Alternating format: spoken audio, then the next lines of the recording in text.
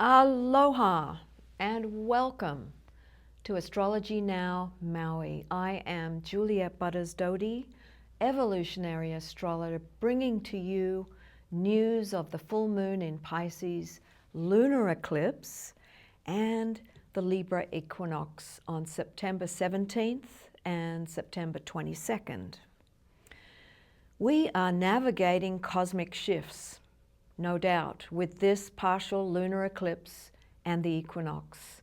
Eclipses are like portals or vortices and can bring dynamic change that echoes out for 6 months.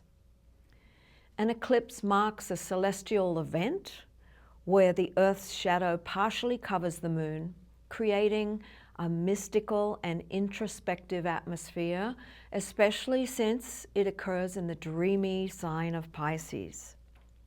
This eclipse invites us all to delve into our subconscious and explore our emotions with heightened sensitivity. In general, we have multiple planets changing signs this month. Pluto backed into Capricorn on the 1st of the month, adding to the ongoing, continual deconstruction and reconstruction, death and rebirth. We can feel the very bedrock of the core of the American principles being pushed and tested. It's also mostly because the USA's Pluto return is being impressed upon by Pluto backing into Capricorn. And this began in December 2021. So we're at the tail end of that. Mars moves into Cancer, and that's a very big thing that will continue through the first quarter of next year, even further. That's a big one, which I'll go into at another time. Venus moving into Scorpio, and Mercury changing signs not once, but twice this month, from Leo into Virgo and then into Libra by the 24th. Uranus also turned retrograde on the 1st of the month, right together with Pluto moving into Capricorn, representing radical, rebellious energy, trining, which is an ease and flow angle, the reconstruction planet Pluto. So the zeitgeist wave is building through to the end of this year and into the next one, and onwards into 26 and 2027. It's huge.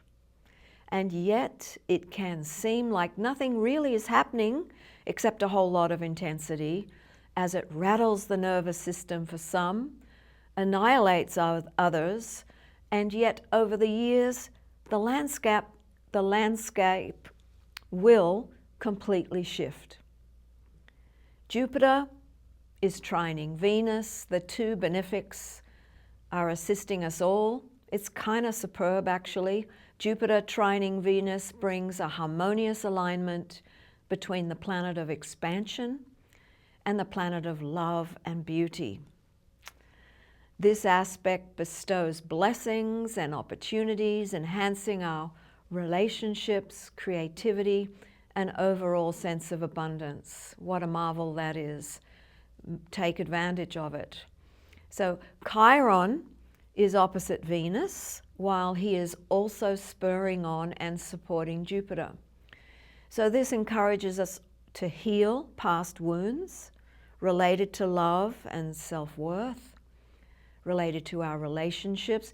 This configuration empowers us to tap into our intuition and our inner wisdom, fostering emotional growth and self-acceptance.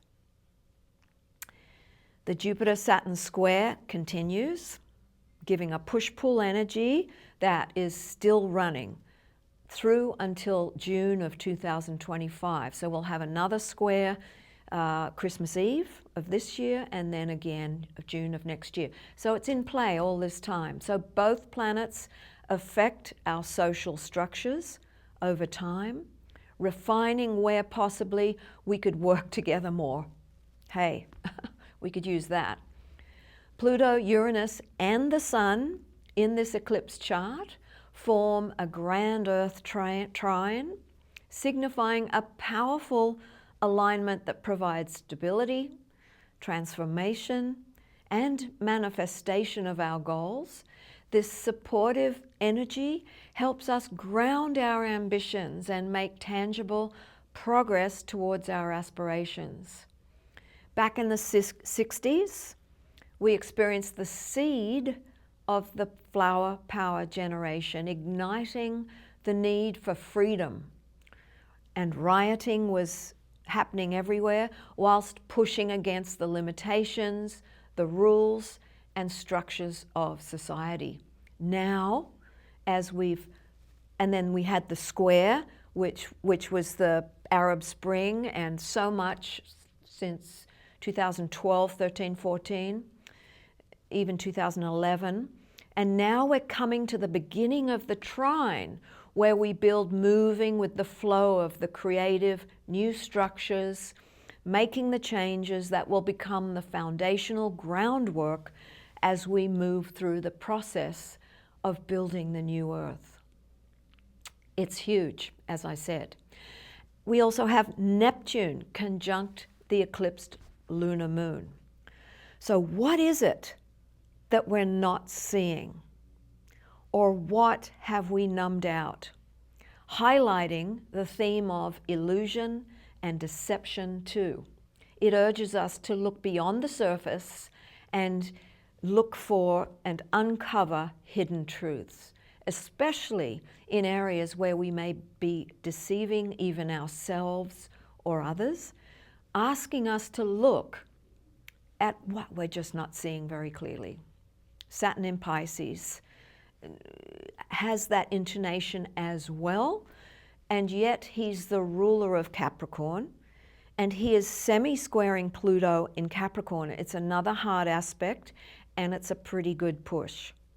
So he's calling for a take responsibility time, let go, and deal with our past issues of all of our fears, control, guilt, where we've not taken responsibility, where there's oppression or suppression, repression, all of it, so as to deconstruct the remnants left uncovered over the past 16 years or so. Remember, it's related to Pluto moving back into Capricorn. So Saturn and Pluto come together to birth a whole new architecture.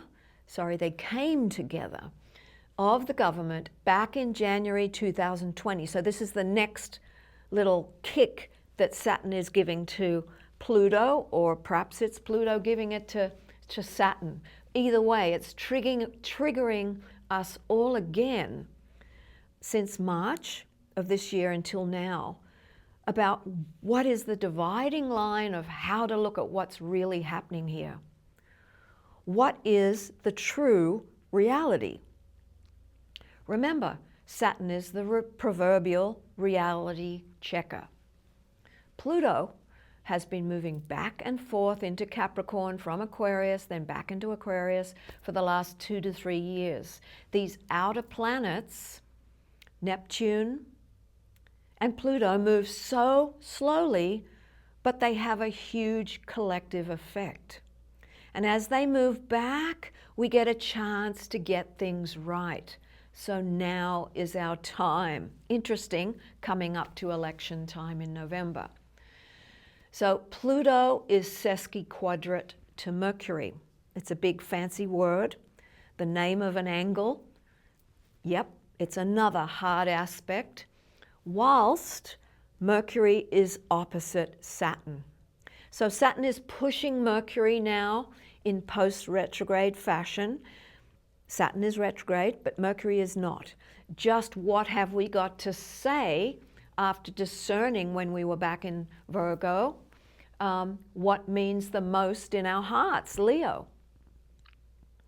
While Mercury opposes Saturn, it brings a dynamic interplay of between transformation and communication. So this aspect challenges us all to speak our truth with clarity and conviction, even if it means facing resistance or conflict. It's a time for honest conversations and asserting our boundaries with confidence. Okay, moving on now to the equinox, which is coming Sunday, September 22nd, at 2:44 a.m. Hawaiian Standard Time. And of course, it's the Libra Equinox. It's a world degree, so a lot can happen at this demarcation point. It heralds a time of balance and transition as day and night are equal in length. It comprises and symbolizes a period of reflection and gratitude. And it's occurring just 5 days after the eclipse. So we're in this eclipse tunnel. It's a powerful time. And this energetic cross point, which is kind of like a tuning fork for the next 6 months within the 6 months of the eclipse, offers us a substantial supportive Earth trine comprising of Pluto, Uranus, and Mercury. The energies of this run strongly with the Sun during the full moon eclipse, which I just described. And so the baton is passed from the Sun to Mercury, who is still in Virgo, entering into the same grand Earth trine configuration. So we are all encouraged to speak our minds, to discern and bring into form, establishing new out-of-the-box ideas with authentic truth. We are concurrently, seemingly, feeling like we are straddling two worlds with all of these energies, particularly with the strong Neptunian influences. With the prior eclipse in Pisces, just a few days back, and then now Neptune opposite the Sun at the equinox moment. So it can create a sense of fog and, stepping between these two worlds. So choose to have your stillness meditation time so that you can anchor. And so anchor into what brings upliftment to you in your world, because the chaos will abound and it will just amp up even more. So there well may be exposure of old lies, and that's a strong Neptunian thing. Lies being flushed to the surface here with Neptune opposite the Sun. There is a strong call for bowing out of any victim consciousness. And at the same time, whilst Mars is causing for a strong emphasis on self-nurturing, remember Mars is in Cancer, and caring in all that you do. It can make for some moody people though, so breathe. So remember that the equinox is like a tuning fork, as I said, for the next 3 months, emanating a harmonic ringing through the collective. Lastly, I know it's a lot, Venus at the last crisis degree of Libra, she's the ruler of the South Node, the karmic axis, is calling for a stop to our sacrificing of ourselves in any people-pleasing ways, to quit the compromising, and to stand up for the rightful balance that brings harmony and justice for all concerned. Uranus too calls for a shift. It may be a shocking one for some. That may also include shifts in the money sector. Money, why? Because Venus rules money, and money is in the last, Venus is in the last degree of Libra. So Saturn calls for an end to playing the game of relationships and surrender to what is real. A somewhat more settled chapter after the tumultuous July and August, even though what I've just walked you through feels like a lot. Yes, it's a lot, but it's less than July and August. So somehow we get to regroup a little bit. We will see some action for sure between the 23rd and the 26th of September. There's some big playouts between and meeting points of the planets then during those dates involving Pluto, Uranus, and Mercury. So look to the higher frequency of that and go for the opportunities and breathe through whatever chaotic bits happen. So until next cycle occurring, which will be the next solar new moon eclipse in Libra on October 2nd. So just know we're in an eclipse portal. These are strong times, and eclipses represent change. So tread gently as you go, dear ones. Namaste to each one of you. Ahui ho.